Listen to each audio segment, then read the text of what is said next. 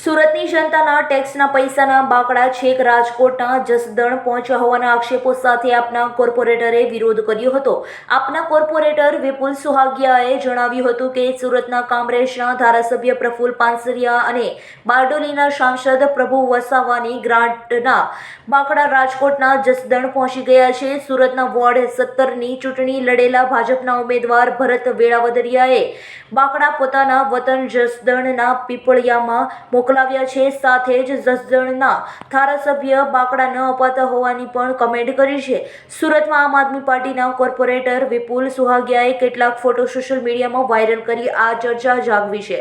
ત્યારે સુરતમાં કોર્પોરેટરે આપેલા બાકડાઓનો દુરુપયોગ થતો હોવાના અનેક કિસ્સાઓ સામે આવી રહ્યા છે. ત્યારે વધુ એક કિસ્સો બહાર આવ્યો આવતા લોકોમાં અનેક ચર્ચાઓ શરૂ થઈ ગઈ છે.